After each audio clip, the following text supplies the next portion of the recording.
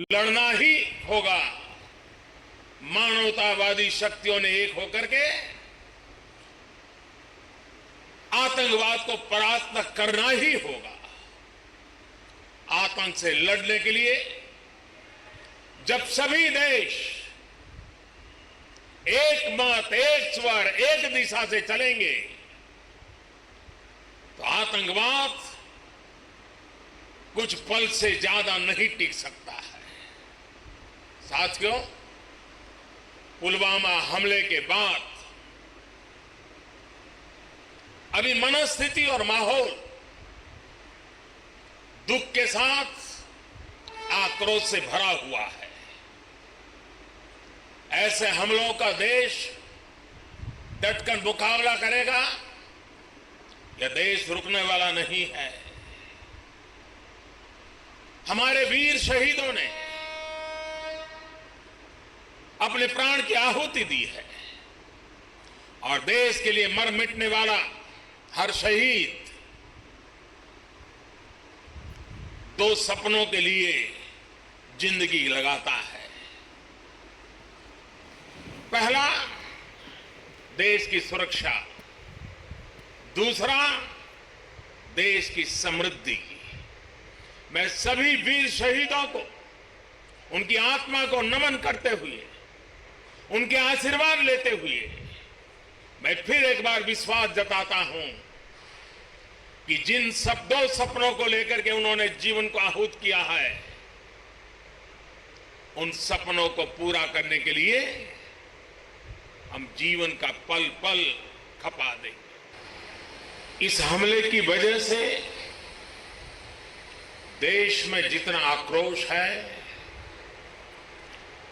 लोगों का खून खौल रहा है, ये मैं भली भांति समझ पा रहा हूं। इस समय जो देश की अपेक्षाएं हैं, कुछ कर गुजरने की भावनाएं हैं, वो भी स्वाभाविक है। हमारे सुरक्षा बलों को पूर्ण स्वतंत्रता दे दी गई है।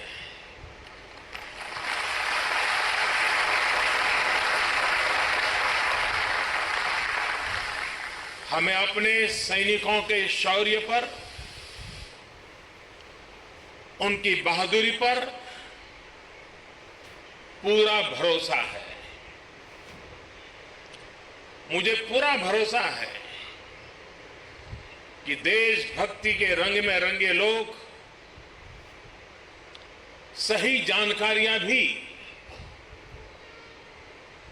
हमारी एजेंसियों तक पहुंचाएंगे ताकि आतंक को कुचलने में हमारी लड़ाई और तेज हो सके।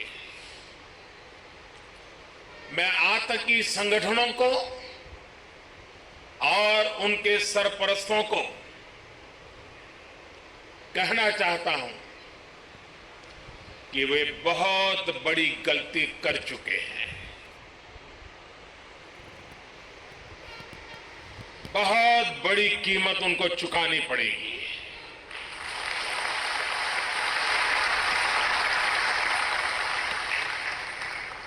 मैं देश को भरोसा देता हूं कि हमले के पीछे जो ताकतें हैं, इस हमले के जो भी गुनहगार हैं, उन्हें उनके किए की सजा अवश्य मिलेगी।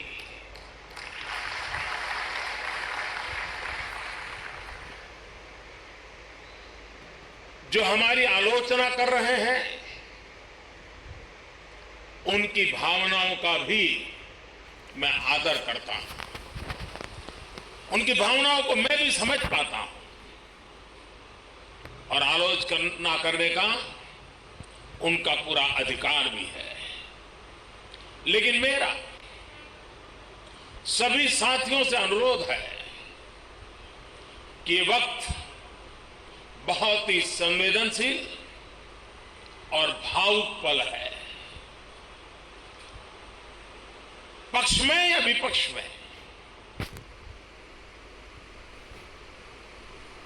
हम सब राजनीतिक छींटाकशी से दूर रहें। इस हमले का देश एकजुट होकर के मुकाबला कर रहा है।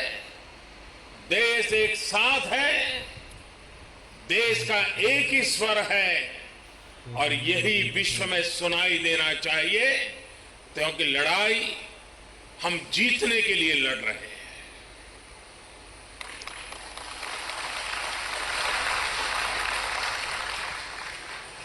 पूरे विश्व में अलग थलग पड़ चुका हमारा पड़ोसी देश अगर ये समझता है कि जिस तरह के कृत्य वो कर रहा है, जिस तरह की साजिश रच रहा है, उससे भारत में अस्थिरता पैदा करने में सफल हो जाएगा, तो वो ख्वाब हमेशा हमेशा के लिए छोड़ दे। वो कभी ये नहीं कर पाएगा और न कभी ये होने वाला है।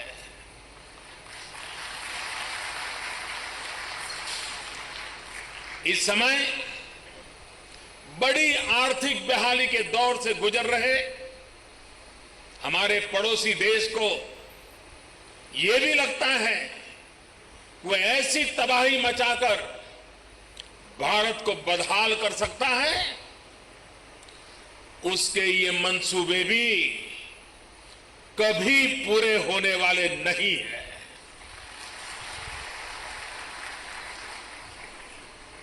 वक्त ने सिद्ध कर दिया है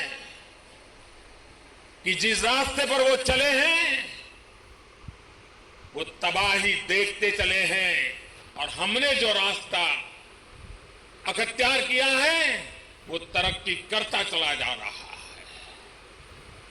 130 करोड़ हिंदुस्तानी ऐसी हर साजिश, ऐसे हर हमले का मुंह तोड़ जवाब देगा।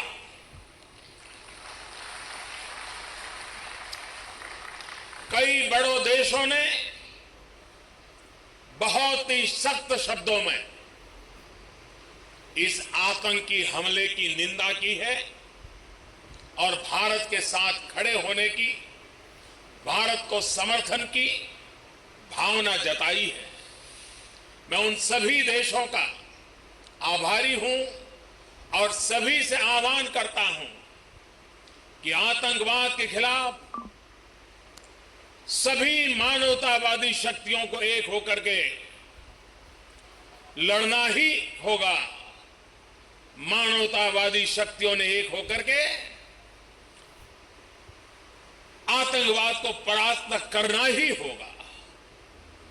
आतंक से लड़ने के लिए जब सभी देश